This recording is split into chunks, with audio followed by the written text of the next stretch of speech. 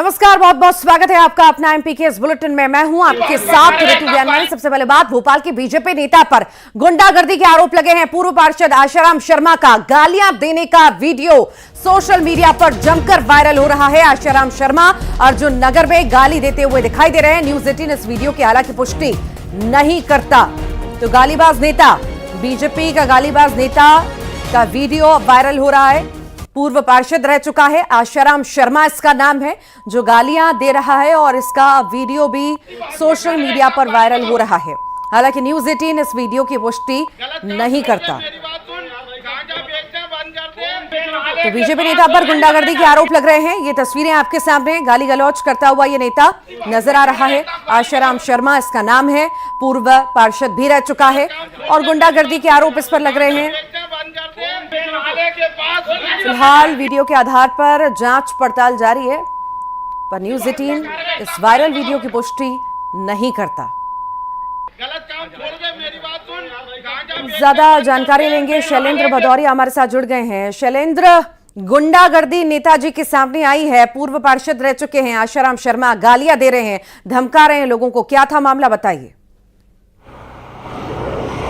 देखिए, बिल्कुल जो है ये वार्ड क्रमांक 46 के पूर्व पार्षद आशाराम शर्मा है और ये कार्यकर्ताओं के बीच पहुंचे थे। उसी दौरान किसी बात को लेकर किसी कार्यकर्ता ने काम को लेकर इनको जब बोला तो ये उनसे गाली गलौज करने लगे। सीधे तौर पर बताया जा रहा है कि जिस तरीके से अभी देखिए पिछले नगर निगम के इलेक्शन में भी ये प्रत्याशी रहे हैं और शायद उस इलाके से इनको वोट नहीं मिले थे और लोग उनको काम के लिए बोल रहे थे। चूंकि बीजेपी की सरकार है, ऐसे में वो पूर्व पार्षद के कुछ काम कराने के लिए बोल रहे थे और उसी बात को लेकर ये लोग कार्यकर्ताओं को, जो आसपास लोग मौजूद थे, अर्जुन नगर का ये पूरा मामला बताया जा रहा है, ये गाली गलौज करने लगे। ये जो वीडियो है वो वहां पर जो लोग मौजूद थे उनकी तरफ से वीडियो शूट किया गया, बाद में उसको सोशल मीडिया पर इसको वायरल किया जा रहा है और लगातार ये वीडियो जो है वो वायरल हो रहा है। हालांकि न्यूज 18 इस वायरल वीडियो की पुष्टि नहीं करता है, लेकिन जिस तरीके से आशाराम शर्मा जो बीजेपी के नेता हैं और पूर्व पार्षद भी हैं और जिस तरीके से वो वहां मौजूद लोगों को अभद्र गालियां दे रहे हैं, ये साफ तौर पर देखा जा सकता है। तो ऐसे में सीधे तौर पर अब गुंडागर्दी के आरोप उन पर लग रहे हैं कि किस तरीके से वो अर्जुन नगर क्षेत्र की जो जनता है, जो वहाँ के उनके कार्यकर्ता हैं,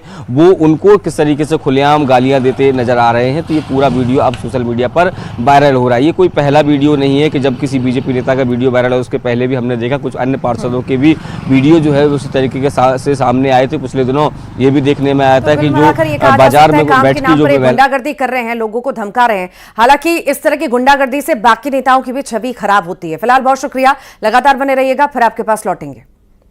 इंदौर का जिक्र करते हैं। छतरीपुरा विवाद के बाद अब मस्जिद पर लगे विवादित पोस्टर पर हड़कंप मचा हुआ है। मस्जिद पर गजवाए हिंद का पोस्टर लगाया गया है। हिंद रक्षक संगठन ने इसको लेकर आपत्ति जताई, जिसके बाद देर रात पोस्टर हटा दिए गए। हिंद रक्षक संगठन के संयोजक एकलव्य गौड़ ने गजवाए हिंद के पोस्टर को आतंक को दर्शाने वाला पोस्टर बताया है।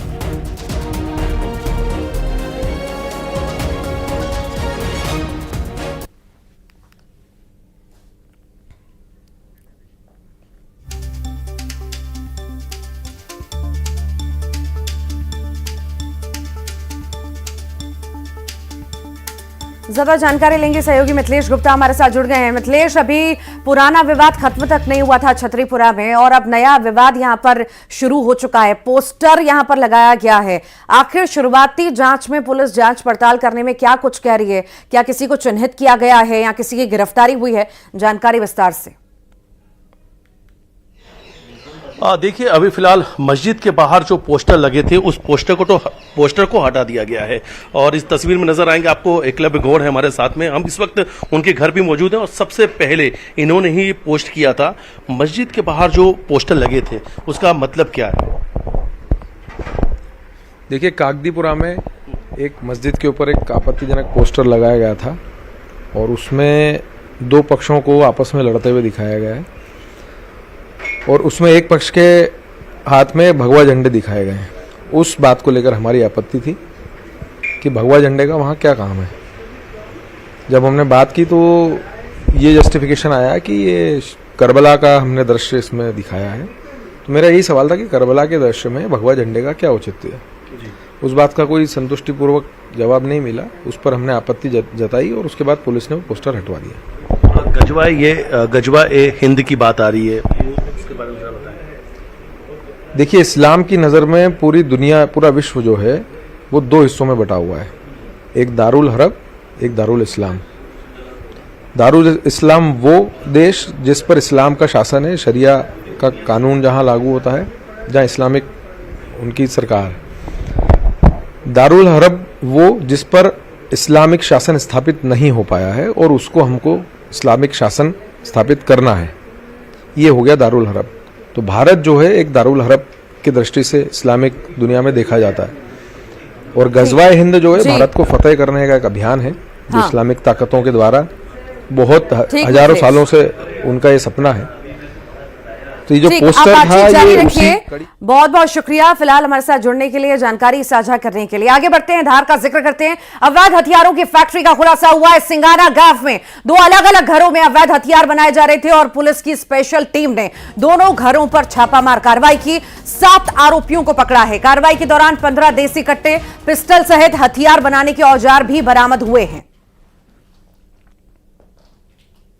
तो अवैध हथियारों की फैक्ट्री का खुलासा, एक्सक्लूसिव तस्वीरें इस वक्त आप देख रहे हैं। हथियार बनाते ये कुछ युवक भी यहां पर नजर आ रहे हैं। तो 2 घरों में ये अवैध हथियार बनाए जा रहे थे जहां पर दबिश दी गई और ये फैक्ट्री का खुलासा हुआ है। स्पेशल टीम ने यहां पर छापामार कार्रवाई की और ये फैक्ट्री का खुलासा हुआ। अवैध हथियार यहां पर बनाए जा रहे थे जिसका खुलासा टीम ने किया है। 7 आरोपी यहां पर मिले हैं। 15 देसी कट्टे, पिस्टल सहित औजार बरामद कर लिए गए हैं। तो अवैध हथियारों की फैक्ट्री संचालित हो रही थी, हालांकि कितने लंबे वक्त से संचालित हो रही थी ये जानकारी अभी नहीं मिल पाई है। सभी पहलुओं पर जांच पड़ताल, पूछताछ जारी है, पर ये छापामार कार्रवाई जो की गई है बड़ी सफलता ये प्रशासन की मान सकते हैं।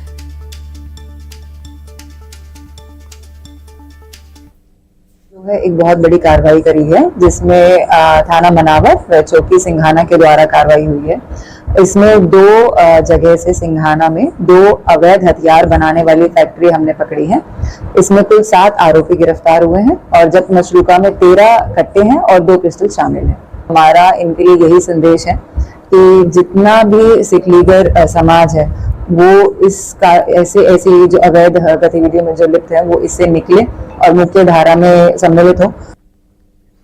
ज्यादा जानकारी लेंगे, सहयोगी हमारे साथ नवीन मेहर जुड़ गए हैं। नवीन, अवैध हथियारों की फैक्ट्री पर छापा मारा गया है, पुलिस को बड़ी सफलता मिली है, क्या कुछ सामने आ पा रहा है? कितने लंबे वक्त से ये फैक्ट्री संचालित हो रही थी और कितने लोगों की गिरफ्तारी हुई है? क्या क्या बरामद किया गया है, बताइए।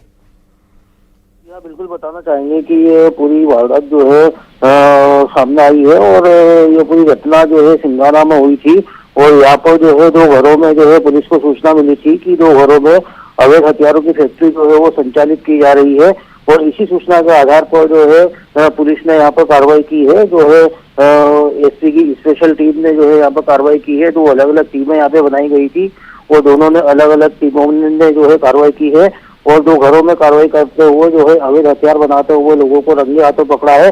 कुल 7 आरोपी जो है इसमें गिरफ्तार किए गए हैं और 15 देशी कट्टे व पिस्टल जो है इसमें बरामद किए गए हैं। साथ ही अवैध हथियार बनाने के औजार भी इसमें बरामद किए गए हैं। तो इस प्रकार से यह एक बड़ी कार्रवाई मानी जा रही है और अवैध हथियारों के खिलाफ ऑपरेशन प्रहार के तहत ये पूरी कार्रवाई की गई है। वहीं पुलिस ने जो है सिख लीगर समाज से अपील भी की है कि वे इस प्रकार की अवैध गतिविधियों से दूर रहे और समाज की मुख्य धारा में जो है साथ में आए और इस प्रकार से जो है वो इस प्रकार की गतिविधियों से दूर रहे, ऐसी पुलिस ने अपील भी की है।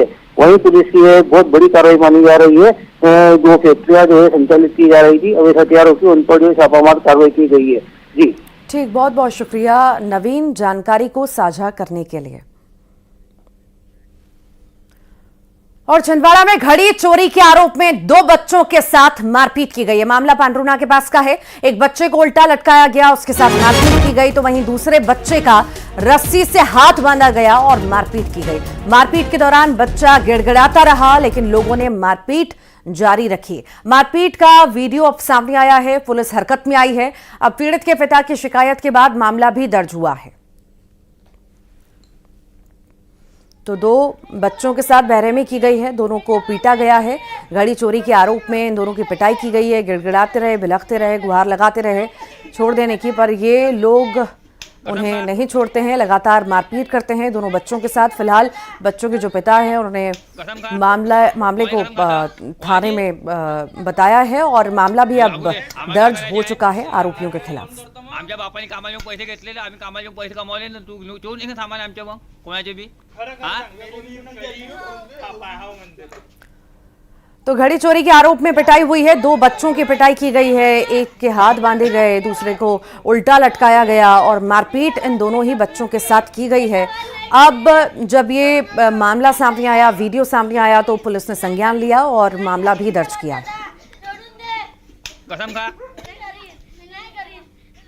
संदेह को लेकर 3 आरोपियों द्वारा नाबालिग बच्चों को बस स्टैंड से मोटरसाइकिल पर बिठाकर ले गए और ले जाकर उनके साथ मारपीट की और शारीरिक यातनाएं दी गई है। इस संबंध में एक वीडियो वायरल हुआ है। वीडियो वायरल होने के बाद उसके पिताजी ने थाने पर आकर रिपोर्ट किया है, जिस पर से थाना पर प्रकरण पंजीबद्ध किया जाकर विभिन्न धाराओं में कार्रवाई करते हुए तीनों आरोपियों को राउंड अप किया गया और आगे पूछताछ की जाकर आगे की कार्रवाई की जा रही है। और कटनी में समोसे को लेकर विवाद हुआ है, 2 पक्षों में जमकर विवाद हुआ, पथराव हुआ और इस दौरान ग्रामीणों ने रेत कंपनी की एक गाड़ी को आग के हवाले कर दिया। बताया जा रहा है कि बड़वारा थाना क्षेत्र के बसाड़ी गांव में एक गर्भवती महिला बच्चों को समोसे खिलाने दुकान पर पहुंची थी। दुकान में रखे पूरे समोसे रेत कंपनी के कर्मियों ने पहले ही अपने लिए रखवा लिए थे, लेकिन जब महिला ने बच्चों के लिए समोसे देने का आग्रह किया तो दुकानदार ने 2 समोसे महिला को दे दिए। अपने हिस्से का समोसा जाते देख कंपनी के कर्मियों ने गाली गलौज की और गर्भवती महिला के पेट पर लात मार दी। इसी दौरान पति पहुंचा, रेत कंपनी के कर्मियों से भिड़ गया, लेकिन उसकी भी पिटाई कर दी गई। सारा मामला देखकर वहां पर लोग जमा हो गए, ग्रामीण जमा हो गए, नाराज हो गए, रेत कंपनी के कर्मियों पर पथराव कर दिया, गाड़ी में आग तक लगा डाली। पथराव में रेत कंपनी के 2 कर्मी घायल हैं। जानकारी के बाद पुलिस पहुंची है, एफआईआर दर्ज की है, आरोपियों की जल्द गिरफ्तारी की बात भी कही है।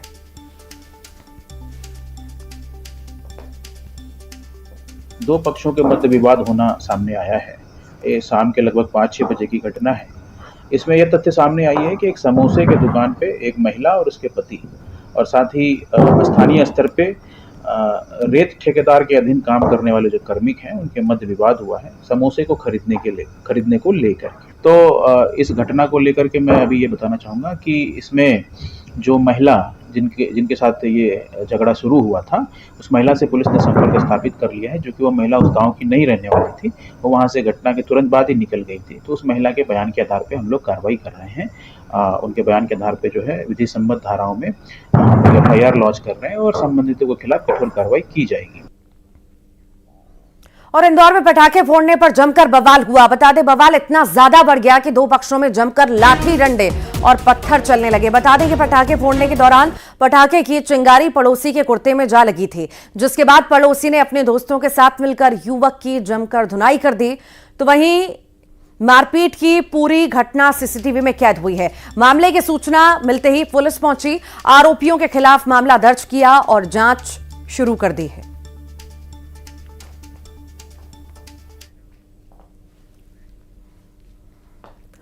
सप्रे पर सस्पेंस बरकरार है। जी हां, विधायक निर्मला सप्रे की सदस्यता रद्द करने के मामले में अब कांग्रेस पार्टी कोर्ट का रुख करने वाली है। आपको बता दें कि नेता प्रतिपक्ष ने विधानसभा अध्यक्ष को निर्मला सप्रे की सदस्यता रद्द करने की याचिका लगाई थी। याचिका पर 90 दिन में कोई फैसला नहीं होने के बाद कांग्रेस पार्टी अब कोर्ट जाने वाली है। नेता प्रतिपक्ष की याचिका के 90 दिन पूरे होने के बाद कांग्रेस के पास कानूनी कार्रवाई का रास्ता खुला है। अब पार्टी सबूत के साथ कोर्ट में अपना पक्ष रखेगी। आपको यह भी बता दें कि निर्मला सप्रे कुछ दिनों पहले भी प्रदेश बीजेपी कार्यालय में हुई बैठक में नजर आई थी।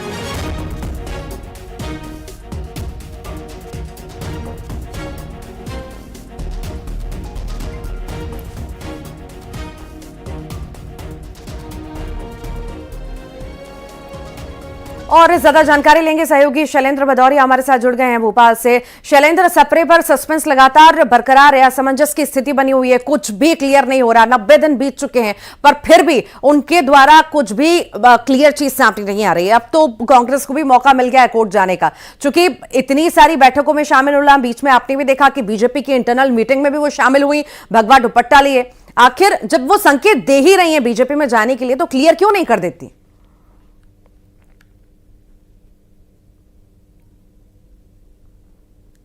सामने लोकसभा चुनाव के समय जब पार्टी में शामिल हो गई थी और पार्टी के कार्यक्रमों में वो लगातार नजर भी आती है। जिस तरीके से इंटरनल जो बैठक भी हुई सदस्यता अभियान को लेकर, जिसमें बीजेपी के सभी विधायक सांसदों को बुलाया गया था, उसमें भी वो शामिल हुई। लेकिन उसमें शामिल जरूर हुई, लेकिन जब मीडिया ने उनसे पूछा तो उन्होंने कहा कि उन्होंने बीजेपी की सदस्यता नहीं ली है, वो अभी विधानसभा की सदस्य है और वो अभी इस्तीफा नहीं देंगी और समय आने पर बताएंगे कि वो किस दल में है। तो ये जो उनके लगातार उनके जो जवाब जो आ रहे हैं वो उससे कोई संतुष्ट नजर नहीं आ रहा है। तो ऐसे में जो है वो कांग्रेस ने, जब उन्होंने लोकसभा के समय पार्टी छोड़ी थी, उसी समय विधानसभा अध्यक्ष नरेंद्र सिंह तोमर को एक उनकी जो सदस्यता उसके निलंबन को लेकर याचिका नेता प्रतिपक्ष उमंग सिंघार की तरफ से लगाई गई थी। लेकिन 90 दिन का समय हो चुका है, लेकिन अब तक उस जो याचिका थी उसका निराकरण नहीं हुआ है। तो ऐसे में अब जो कोर्ट जाने का जो फैसला है वो कांग्रेस ने लिया, क्योंकि 90 दिन का समय होता है। 90 दिन यानी 3 महीने तक अगर विधानसभा अध्यक्ष इस याचिका का निराकरण नहीं करते तो राजनीतिक दल इस बात को लेकर जो स्वतंत्र होते हैं कि वह न्यायालय में जाएं। तो अब न्यायालय का दरवाजा खटखटाने की तैयारी जो है वो कांग्रेस की तरफ से की गई है। वो कह रहे हैं कि यदि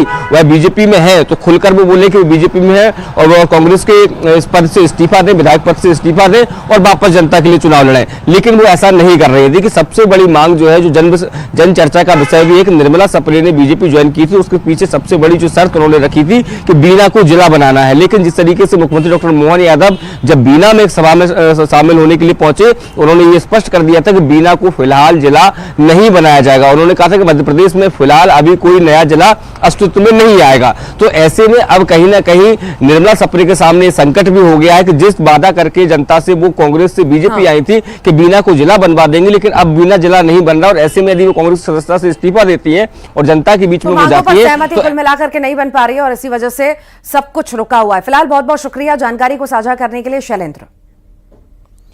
बांधवगढ़ में 10 हाथियों की मौत पर CM doctor Mohan Yadav action mode में नजर आ रहे हैं। सीएम ने 2 अधिकारियों को निलंबित कर दिया। सीएम ने कहा कि हाथियों की मौत की खबर मिलने के बाद फील्ड डायरेक्टर ने फोन बंद कर लिया और इतनी बड़ी घटना होने पर भी अधिकारी अवकाश से वापस नहीं आए।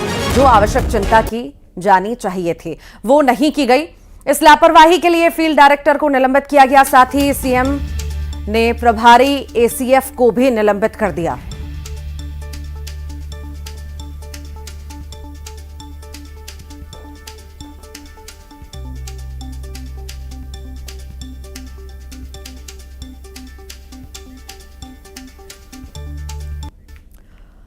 और इसी के साथ ही यहां रुक रहे हैं एक छोटे से ब्रेक के लिए।